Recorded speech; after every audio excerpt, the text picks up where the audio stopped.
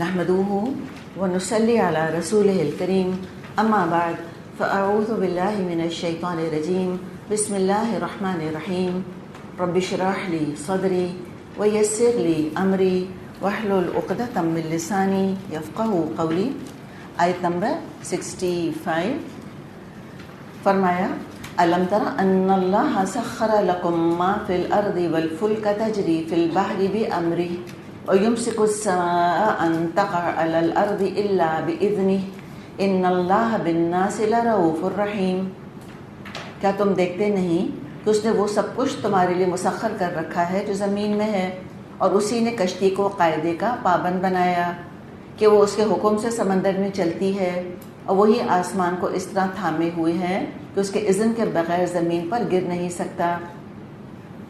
واقعہ یہ ہے اللہ لوگوں کے حق میں بڑا شفیق اور رحیم ہے. تو زمین اور آسمان میں اللہ کی بادشاہت کی مثالیں آ رہی ہیں. مقصد اس طرح کی مثالوں کا اور اس طرح کی آیات کا یہ ہوتا ہے کہ اللہ کی عظمت کا احساس پیدا ہو، کہ اللہ نے انسان کے لیے مخلوقات کو کیسے مسخر کر دیا ہے تاکہ جذبہ تشکر جاگے انسان کا. تو اللہ تعالیٰ نے اپنا تعارف بھی کروایا ہے ان آیات کے ذریعے سے، آیات آفاقی جن کو ہم کہتے ہیں یونیورسل سائنس. تو اس کا ایک مقصد ہوتا ہے کہ اللہ کا تعارف ہو، اللہ کی، اس کو ہم کہتے ہیں تعریف. تعریف کیا مطلب؟ تعریف پریز تو ہے اپنی جگہ، لیکن دراصل تعریف سے مراد ہے اللہ کا انٹروڈکشن. تم جانو کیسا رب ہے تمہارا، کتنا رحیم، کتنا شفیق، کتنا مہربان، کتنا علیم، کیسی قدرت والا ہے. اور دوسرے تشریف لفظ اب تعریف لفظ سمجھ گئی نا، اللہ کا انٹروڈکشن، اللہ کا تعارف، اور تعریف تو ہے ہی اپنی جگہ. دوسرے اس میں ایک مقصد ہوتا ہے تشریف کا بھی، تکریم کا بھی. تشریف اور تکریم کس سے لفظ بنے ہیں؟ شرف سے اور کرم سے، کہ انسان کو اپنی شرف کا، اپنے مقام کا احساس ہو کہ میں کتنا قیمتی ہوں، میں کتنا اہم ہوں. اللہ تعالیٰ نے میرے لیے کیا یہ سب کچھ، سخر لکم، تمہارے لیے یہ سارا کچھ کیا گیا ہے. تو اس کو اپنے کچھ ہونے کا احساس ہو کہ وہ کتنا شرف والا، عزت والا ہے، کتنی اس کی عزت کی گئی ہے. بعض عزت والے ہوتے ہیں عزت نہیں ہوتی ان کی، ماں باپ ہیں عزت والے ہوتے ہیں، بچے نہیں کرتے عزت. ایک تو یہ کہ انسان عزت والا ہو اور پھر اس کی عزت کی جائے. جسے ہم نے سورہ بنی اسرائیل میں بھی پڑھا تھا، لقد کرمنا بنی آدم، ہم نے بڑا اکرام کیا ہے بنی آدم کا. اس لیے کہ جب انسان کو پتہ ہوتا ہے کہ میرا کیا مقام ہے اس ہائرارکی میں دنیا کی، اس کائنات کی، کہ سب سے اوپر اللہ نے مجھ کو رکھا ہے، یہ احساس اس کو ہوتا ہے، تو پھر اس کے اندر سیلف رسپیکٹ آتی ہے. اس کو پتہ ہے یہ سب میرے خادم ہیں، میں ان کو کیسے سجدہ کر سکتا ہوں. اور ہم جانتے ہیں کہ مکے میں جو تھیم ہے صورتوں کی، وہ شرک کی نامعقولیت بتانا ہے کہ اللہ نے تمہاری اتنی عزت کی ہے اے انسانوں، تو اپنے مقام کو تم سمجھو. تو خلاصہ کیا ہوا کہ جو آیات ساری آتی ہیں اس میں کہ آفاق کا ذکر آتا ہے، بیسکلی اس کا مقصد ہوتا ہے تعریف کس کی؟ اللہ کی. اور مقصد کیا ہوتا ہے؟ تشریف اور تکریم کس کی؟ انسان کی، کہ اس کو اندازہ ہو کہ میں کیا مقام رکھتا ہوں. یہ میری شایان شان نہیں ہے کہ میں گھوڑے کو، گدھے کو، گائے کو، بھینس کو، پتھر کو، مٹی کو سجدہ کرتا پھروں. یہ میری شان نہیں ہے. اللہ تعالیٰ نے مجھے اپنا غلام بنایا ہے، میں اسی کا غلام رہوں گا، اسی کو سجدہ کروں گا. مجھے اور آپ کو کوئی آپشن دے کہ تم کو بادشاہ کی غلامی کرنی ہے یا کسی فقیر کی، تو کون دیوانہ ہوگا مجھے بتائیں جو کہے گا کہ مجھے تو فقیر کا نوکر بننا ہے، مجھے بادشاہ کا نوکر نہیں بننا. چلیں بادشاہ کو تو ہم نہیں پہچانتے، ہمارے کو monarchy نہیں ہے. لوگوں کو نوکریاں ملتی ہیں، ان کو کسی کو ملٹی نیشنل میں نوکری مل جاتی ہے. بڑی بڑی کمپنیز ہیں دنیا کی جن کا بلینز آف ڈالر کا بجٹ ہے، اور ایک چھوٹی سی کوئی لوکل کمپنی ہے، آفر آئے گی دونوں جگہ سے، کون سا آفر ایکسیپٹ کرے گا؟ obviously جو ملٹی نیشنل اس کو مراحت دیں گے، کنسیشنز دیں گے، بونسز دیں گے، تنخواہیں دیں گے، کیا کچھ وہ اس کو فیسلٹیز دیں گے، عالی شان گاڑی دیں گے، اس کو ویکیشن گزارنے کے لیے اللہ جانے کہاں کہاں کے ٹکٹ وہ دیں گے. تو ظاہر ہے کون کم عقل ہوگا کہ جو اتنی زبردست ملٹی نیشنل کمپنی کی نوکری چھوڑے اور وہ ایک چھوٹی سی لوکل کسی کھوکے والے کے پاس نوکری پکڑ لے. کوئی نہیں کرے گا. تو اللہ بتا رہے کہ اللہ تم کو بلا رہے، دعوت دے رہے اپنی بندگی کی. یا ایھا الناس اعبدوا ربکم، اے لوگو اپنے رب کی بندگی کرو، اور تم ہو کہ منہ موڑے جاتے ہو. تو اب دیکھیں نا، یہ جو قرآن کا آرگیومنٹ تھا اتنا پاورفل تھا کہ بالآخر شرک کی جڑ کاٹ دی اس نے عرب سے. معمولی بات نہیں تھی، صدیوں سے اس نے جڑ پکڑی ہوئی تھی شرک نے، اور ایسا قرآن نے ختم کیا ہے اس کو، ایسا اس کو اکھاڑ کے پھینکا ہے شجر خبیثہ کو کہ دوبارہ کبھی جڑ پکڑ نہیں سکا وہ عرب میں. تو اللہ کی نے اپنی عظمت کا احساس پیدا کیا، اللہ تعالیٰ نے اپنا تعارف کرایا، اللہ نے انسان کے اندر اس کی اہمیت کا احساس جگایا اور تشکر کا جذبہ جگایا کہ شکر ادا کرو اللہ کا. کس بت نے، کس دیوی دیوتا نے بتاؤ یہ سب کچھ بنایا ہے؟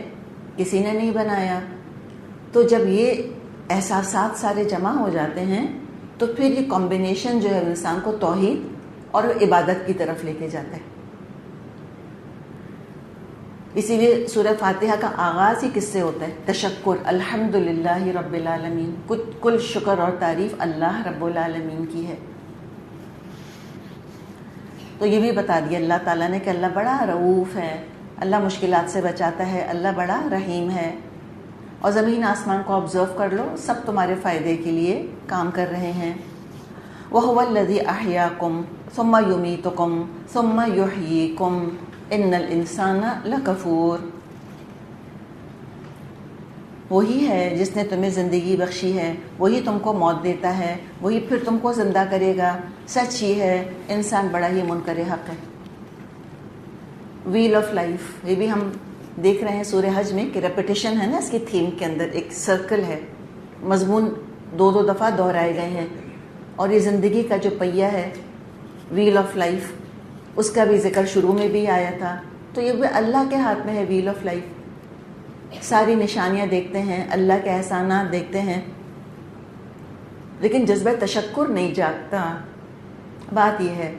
اور آپ دیکھیے احسان مندی کا جذبہ ہی جھکاتا ہے.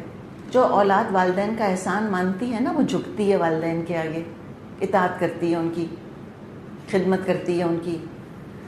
جو شاگرد استاد کا احسان مانتے ہیں وہ استاد کے آگے جھکتے ہیں، ان کی قدر کرتے ہیں. جو انسان اللہ کا احسان مانتا ہے وہ اللہ کے آگے جھکتا ہے، وہ اللہ کی قدر کرتا ہے. انہوں نے احسان ہی نہیں مانا، انہوں نے کریڈٹ جو ہے پتہ نہیں ایکس وائی زی کو اٹھا کر دے دیا کہ وہ پہاڑوں کی دیوی یا دیوتا، تو وہ پتہ نہیں زرخیزی کی دیوی، تو پھر اللہ سے بالکل ہی بے نیاز ہو گئے. تو اب ان کو سمجھایا جا رہا ہے کہ دیکھو سیدھے راستے پر آ جاؤ. اللہ تعالیٰ نے کچھ عبادات کے طریقے سکھا دیے ہیں، اب بس انہی پر رہنا تم. فرمائے لِكُلِّ أُمَّةٍ جَعَلْنَا مَنْسَكًا هُمْ نَاسِكُوهُ فَلَا يُنَازِعُنَّكَ فِي الْأَمْرِ وَادْعُ إِلَىٰ رَبِّكَ إِنَّكَ لَعَلَىٰ هُدًى مُسْتَقِيمٍ. ہر امت کے لیے ہم نے ایک طریقہ عبادت مقرر کیا ہے جس کی وہ پیروی کرتی ہے. بس اے محمد صلی اللہ علیہ وسلم اس معاملے میں تم سے نہ جھگڑیں، تم اپنے رب کی طرف دعوت دو، یقیناً تم سیدھے راستے پر ہو. جعلنا منسکن، منسک یہ مفعل کا وزن ہے، جیسے مکتب، مفعل مسجد، طریقہ، جگہ. تو یہ نون سین کاف جو اس کا روٹ ہے نسک، جیسے پیچھے بھی ہم نے سورہ انعام میں پڑھا تھا کہ انا صلاتی و نسکی و محیایا و مماتی للہ رب العالمین. تو نسک کا لفظ عبادت کے لیے آتا ہے جنرلی، ٹھیک ہے، جنرلی عبادت کے لیے آتا ہے، قربانی کے لیے بھی آتا ہے. اور یہ لفظ حدیث میں ہم کو ملتا ہے، بخاری کی حدیث ہے. عید الاضحیٰ کے دن آپ صلی اللہ علیہ وسلم نے مسلمانوں سے خطاب کر کے، صحابہ سے خطاب کر کے فرمایا تھا کہ ان اولی نسکینا فی یومنا ھذا، کہ جو ہمارا پہلا نسک ہوگا آج کے دن، وہی ورڈ ہے نا نسکینا، جو پہلا نسک ہوگا ہمارا آج کے دن، ان نبدأ بالصلاۃ، کہ ہم نماز سے شروع کریں گے. ثم نرجع فننحر، پھر ہم لوٹیں گے، پھر ہم قربانی کریں گے. تو نماز کو بھی کیا کہا؟ نسک. اور قربانی کو بھی کیا کہا؟ نسک. لیکن اردو میں ہم کہتے ہیں مناسک حج، ہم نے حج کے ساتھ اس کو مخصوص کر دیا ہے. لیکن بیسکلی نسک کیا ہے؟ طریقہ عبادت. تو بتایا یہ گیا ہے اس آیت میں کہ ہر امت کے لیے، یعنی جو بھی ریویلڈ ریلیجنز ہیں ان سب کے لیے ان کی شریعت تھی. اس کے حساب سے نماز، روزہ، قربانی، یہ تمام عبادات ان پہ فرض تھیں. لیکن اب کیا ہے؟ اب ایک نیا ایرا شروع ہو رہا ہے نبی اکرم صلی اللہ علیہ وسلم کے آنے کے بعد اور قرآن کے نزول کے بعد. اب آپ کی لائی ہوئی شریعت سب کے لیے واجب العمل ہے. Dawn of a new era ہے اب تو. اسی لیے کہا نا کہ فلا ينازعنك في الامر وادع الى ربك انك لعلى هدى مستقیم. کتنا زور ہے اس کے اندر کہ کوئی اس بارے میں جھگڑے نا آپ سے کہ آپ اپنے طریقے پر اور ہم اپنے طریقے پر. لکم دینکم ولی دین، کہ ہم عیسائی ہیں ہم اپنے طریقے پہ کام کریں گے، آپ مسلمان ہیں آپ اپنے طریقے پہ رہیں. یا یہودی کہیں ہم اپنی شریعت پہ رہیں گے، مسلمانوں تم اپنی شریعت پہ رہو. لیو اینڈ لیٹ لیو. اب یہ نہیں ہو سکتا. قرآن مہیمن ہے، وہ سب کے اوپر ڈومیننٹ ہے. لہٰذا اب اہل کتاب کو، مشرکوں کو، سب کو چاہیے کہ رسول اللہ صلی اللہ علیہ وسلم سے بحث مباحثے نہیں کریں، خاموشی کے ساتھ اطاعت کریں بس. قرآن کسی طرف انکلائنڈ نہیں ہے، کسی کی سائیڈ نہیں لیتا. قرآن متعصب نہیں ہے، وہ تو مہیمن ہے. کیسے متعصب نہیں ہے؟ اگر ہم مشرکین کا اور اہل کتاب کا اگر ہم تقابل کریں، اونٹ کو یہود نے اپنے اوپر حرام کر لیا تھا، تو اسلام نے کیا فالو کیا ان کی بات کو؟ نہیں. اسلام میں تو اونٹ جائز ہے، قیامت تک کے لیے اب اونٹ جائز رہے گا، کوئی چیز اس کو حرام نہیں کر سکتی. اور بالکل درست اور معتدل راستہ یہی ہے. نہ یہ کہ ہر بات یہود کی مانی گئی، نہ یہود کی ہر بات کو رد کیا گیا، نہ مشرکوں کی ہر بات مانی گئی، نہ مشرکوں کی ہر بات کو رد کیا گیا. یہ ضد تھوڑی ہے، کوئی ہمارا دین کو ضد تھوڑی سکھاتا ہے ہم کو. یہ کوئی ایگو ایشوز تھوڑی ہیں. جو چیز اسلام کے مطابق تھی، جو دین ابراہیمی کے مطابق تھی اور جو صحیح تھی، چاہے وہ یہود کے پاس تھی یا مشرکین کے پاس تھی، اس کو برقرار رکھا گیا ایز اٹ از. یہود اونٹ کو حرام کہتے تھے، لیکن مشرکین تو اونٹ کو حرام نہیں کہتے تھے، وہ تو اونٹ کی قربانی کرتے تھے. تو کوئی ضد تھوڑی باندھی تھی کہ تم مشرک ہو، تمہاری A to Z ہر بات غلط ہے. اس کو کیا کہتے ہیں؟ انقلاب. پہلے کہتے ہیں نا کہ ایک قلم میں نسیان پھیر دینا ہر چیز کے اوپر، ہر چیز کو پہلے مٹا کے رکھ دینا، پھر کہنا نئے سرے سے تعمیر کی جاتی ہے. تو انقلاب میں کوئی وقت نہیں لگتا، آنن فانن ہوتا ہے، راتوں رات. اسلام میں وقت لگتا ہے. اسلام ہمیں باغی نہیں بناتا، ہمیں ریبیلین نہیں سکھاتا. اسلام ہمیں سکھاتا ہے کریکشن کرنے والے لوگ. دیر از نو ریبیلین، دیر از کریکشن. تو ان کو بھی کریکٹ کیا. یہود کریکٹ ہو جائیں گے تو کیا بن جائیں گے؟ مسلمان. مشرک کریکٹ ہو جائیں گے تو کیا بن جائیں گے؟ مسلمان. سیدھی بات ہے بالکل. اور ہمیں تو بننا ہے مسلمان. عدل انصاف کی بات کی ہے. تو لہٰذا دیکھا ہم نے کہ مشرک غیر اللہ کو پکارتے تھے، یہود صرف اللہ کو مانتے تھے. صراط مستقیم کیا ہے؟ کہ شرک نہ کیا جائے. تو اس لحاظ سے یہود ٹھیک تھے، مشرک غلط تھے. تو سب کو چاہیے پھر کہ جو اعتدال ہے، جہاں پہ بالکل عدل کا معاملہ ہے، کسی قسم کا تعصب نہیں ہے، تو پھر ایسے انسان کی پیروی کرنی چاہیے جو کہ ایک ہی تھے، محمد صلی اللہ علیہ وسلم. اب حق صرف اور صرف محمد صلی اللہ علیہ وسلم کے پاس ہے، جس کی دعوت آپ دے رہے ہیں. نبی جب آتے تھے، رسول جب آتے تھے، تو وہ دعوے سے کہتے تھے کہ حق صرف میرے پاس ہے اور کسی کے پاس نہیں ہے. امتیوں میں سے کوئی یہ دعویٰ نہیں کر سکتا. اب یہ کوئی نہیں کہہ سکتا کہ حق صرف میرے ہی پاس ہے. اب تو ہر امتی جو ہے وہ اللہ کی کتاب جو کھول کے دیکھتا ہے، اللہ کے رسول کی حدیثوں پر عمل کرتا ہے. الحمدللہ ان سب کے پاس حق ہے. تو یہ دو چیزیں انسان اپنے سامنے حق کے معیار کے طور پہ رکھے، قرآن اور حدیث. جو ان دو نوروں کی روشنی میں بات کرتا ہے، الحمدللہ ہم تو اس کی بات مان لیں گے۔ اچھا پھر آپ دیکھیں کہ آپ صلی اللہ علیہ وسلم کس حالت میں ہیں جب یہ صورت نازل ہوئی ہے؟ کیا کر رہے ہیں؟ ہجرت کر رہے ہیں، حالت سفر میں ہیں۔ تو آپ نے دیکھا نا کہ صراط کا ذکر کیسے آ رہا ہے بار بار۔ یہ آپ قرآن کا حسن تو دیکھیں کتنا خوبصورت ہے ہمارے رب کا کلام۔ تو کہا کہ آپ تو سیدھے راستے پر ہیں، بس اب آپ اسی پر ڈٹے رہیے اور جمے رہیے اور اپنے رب کی طرف بلاتے رہیے۔ آبسٹیکلز آئیں گے، مشکلات آئیں گی، کوئی بات نہیں، اللہ عبور کرا دے گا۔ سفر میں تو مشقتیں ہوتی ہی ہیں۔ وَإِن جَادَلُوكَ فَقُلِ اللَّهُ أَعْلَمُ بِمَا تَعْمَلُونَ، اور اگر وہ آپ سے جھگڑیں تو آپ کہہ دیجئے جو کچھ تم کر رہے ہو وہ اللہ کو خوب معلوم ہے۔ اللہ یحکم بینکم یوم القیامت فیما کنتم فیہ تختلفون، اللہ قیامت کے روز تمہارے درمیان ان سب باتوں کا فیصلہ کر دے گا جن میں کہ تم اختلاف کر رہے ہو۔ یعنی ایسے عدل اور انصاف کی بات کے باوجود بھی اگر یہ آپ سے بحثیں کرتے ہیں تو زیادہ دلائل دینے کی، بہت لاجک سے سمجھانے کی ضرورت نہیں ہے، یہ مانیں گے نہیں۔ آپ لاکھ علمی دلائل، لاکھ عقلی دلائل ان کے آگے رکھ دیں، آفاقی انفسی دلائل کے انبار لگا دیں، پچھلی کتابوں کے حوالے دے دیں، پچھلے رسولوں کی تعلیمات ان کے سامنے کھول کھول کے رکھ دیں، یہ مانیں گے ہی نہیں۔ کیوں نہیں مانیں گے؟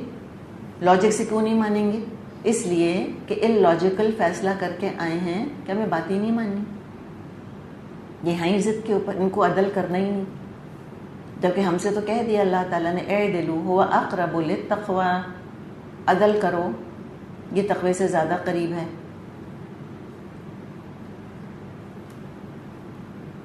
تو لہٰذا اب معاملہ اللہ کے حوالے کریں، اللہ قیامت کے دن بتا دے گا۔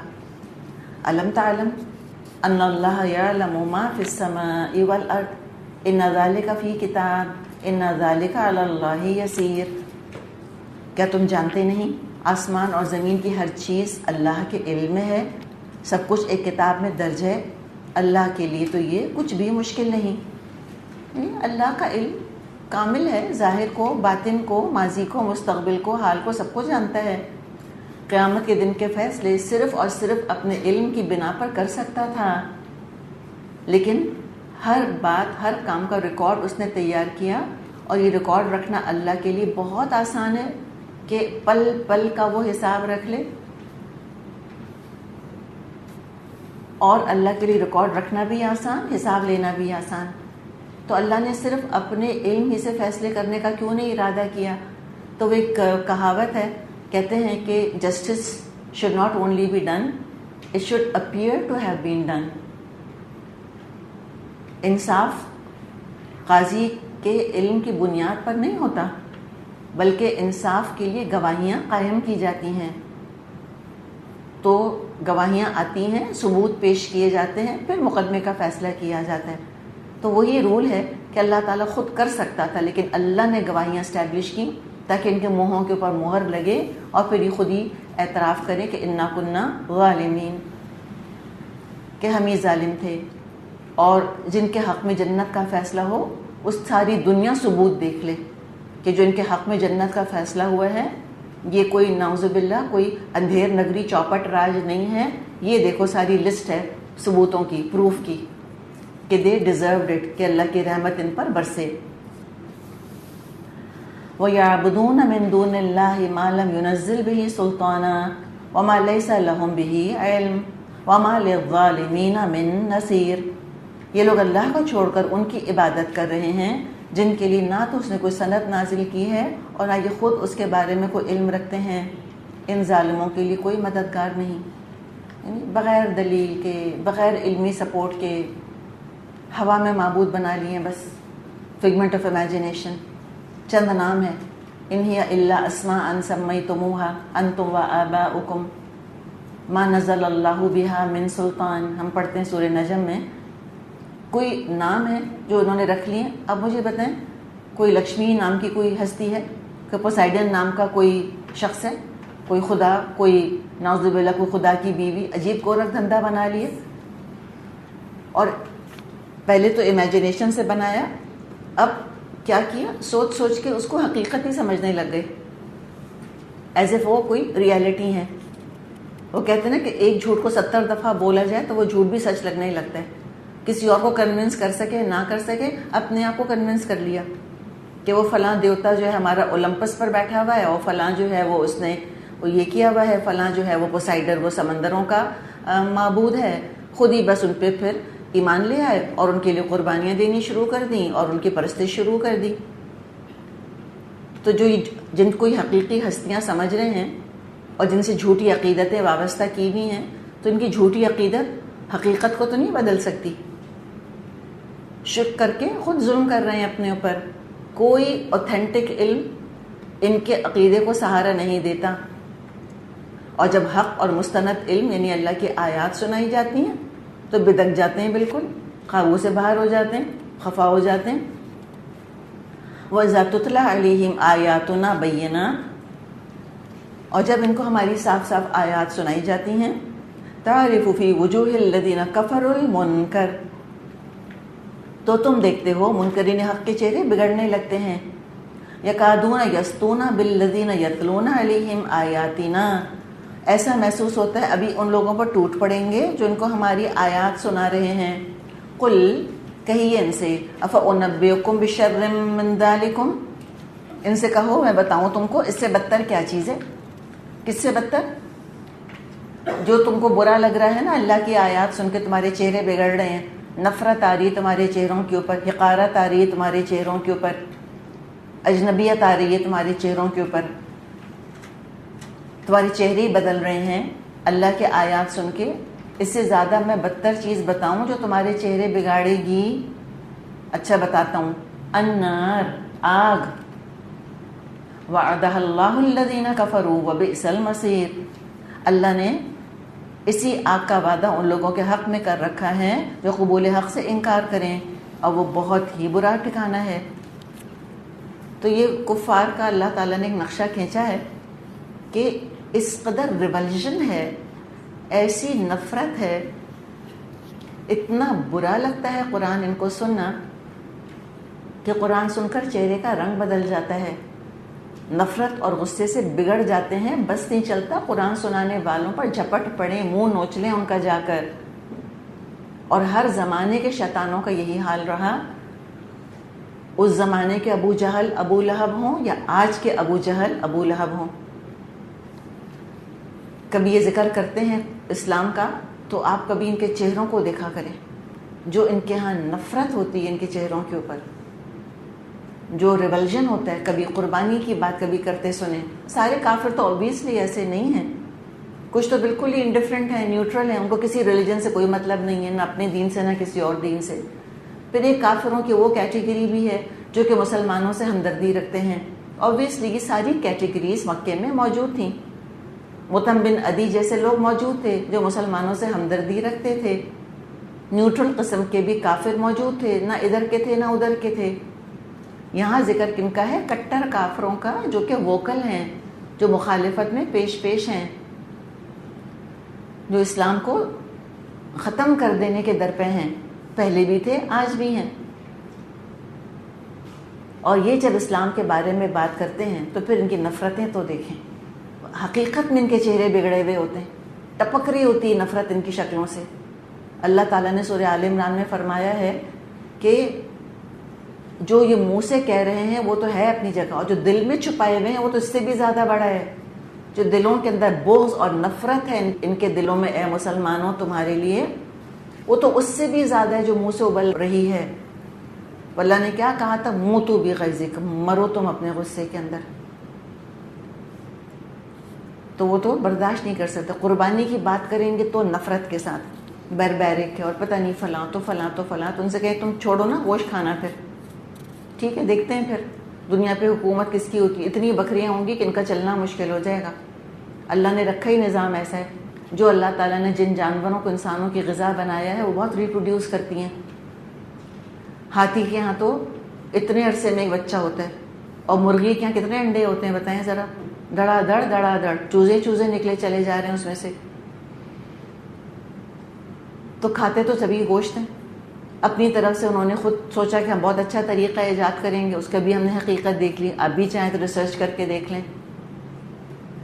پھر جب بات کی جائے گی مثال کے طور پہ حج وغیرہ کی تو ان کو تکلیف ہوتی ہے کہ کیوں خرچ کر رہے ہیں پیسہ حج کے اوپر، غریبوں کو کیوں نہیں دے دیتے، تم کیوں نہیں دے دیتے؟ کوئی پوچھے جا کے ان سے کہ تم کو مریخ پر جانے کی کیا مصیبت آئی ہے؟ اور اب ان کو وینس پر جانے کا شوق ہو گیا۔ دنیا مر رہی ہے بھوک سے، غربت اتنی ہے، یہاں پر جنگیں ہو رہی ہیں، لوگ بیماریوں سے مر رہے ہیں، تو پہلے دنیا کا علاج کرو نا، اپنے گھر کو تم پہلے سنبھال لو، سمیٹ لو، اس کے بعد تم فتح کرتے رہنا باقی سارے پلانٹ۔ تو ان کو پتہ نہیں کیوں نہیں نظر آتا کہ بلینز آف ڈالرز یہ اسپیس ریس پہ کیوں خرچ کیے جا رہے ہیں آخر۔ اور اسپیس کو تو چھوڑیں، ہم نے تو پھر اپنے گھروں کی بات کی تھی، اپنے آپ کو دیکھ لیں۔ اس کے بارے میں تو میں نے کوئی آرٹیکل نہیں پڑھا کہ کیا اسراف ہو رہا ہے شادیوں پہ، رسموں پہ، یہ برتھ ڈیز جو ہیں یہ اس پہ لاکھوں روپے کیوں خرچ کیے جا رہے ہیں آخر۔ تو ان کی طرف تو توجہ نہیں کریں گے۔ حج کا نام سن کے ان کا چہرہ بگڑے گا۔ ساری دنیا میں بے حیائی اور نیوڈ کیمپس دیکھتے ہیں تو ان کو کوئی برا نہیں لگتا۔ ایک عورت جو ہے وہ اپنے سر کو ڈھانک لیتی ہے تو ان پہ لگتا ہے قیامت گزر گئی ہے جیسے۔ اس نفرت کے ساتھ دیکھیں گے عورتوں کو جنہوں نے اپنے آپ کو ڈھانکا ہوا ہوتا ہے، یہ ان سے برداشت نہیں ہوتا۔ بکنی پہن کے وہ ساری دنیا میں گھومیں بیچز کے اوپر، وہ قبول ہے ان کو، وہ موریلٹی لگتی ہے۔ اور برقینی پہن لی کسی نے تو آگ لگتی ہے ان کو، پھر ان کی حکومت سامنے آ جاتی ہے کہ ہم تو راستہ روکیں گے، ہم تو اس کو بین کریں گے۔ تو یہ تو آج بھی ہم دیکھ رہے ہیں، it's right here in front of us. تو اللہ نے کہا ٹھیک ہے، جلتے بھنتے رہو تم، اور وارن کر دیا ہے کہ اصل چہرے بگڑنے کی جگہ جو ہے نا وہ کیا ہے، وہ بتاتے ہیں تم کو، ادھر بتائیں تم کو، میں بتاؤں کیا ہے وہ؟ آگ ہے، آگ سارے چہرے کو، سارے وجود کو جھلس کے رکھ دے گی۔ آج اسلام کی دشمنی میں اور نفرت میں اور حسد کی آگ میں دنیا میں جلتے زندگی گزار رہے ہیں، وہ اللہ کی آگ ہے، نار اللہ موقدہ، اللہ کی آگے جلائی ہوئی۔ وعدہ اللہ الذین کفروا، اللہ نے پکا وعدہ کیا ہے، ان اللہ لا یخلف المیعاد، یقیناً اللہ اپنے وعدے کی خلاف ورزی نہیں کرتا، اللہ ڈال کے رہے گا ان کو۔ وبئس المصیر، اب بہت بری لوٹنے کی جگہ ہے، بہت برا انجام ہے جو ان کا انتظار کر رہا ہے۔ چلیے آگے کرتے ہیں ترجمہ۔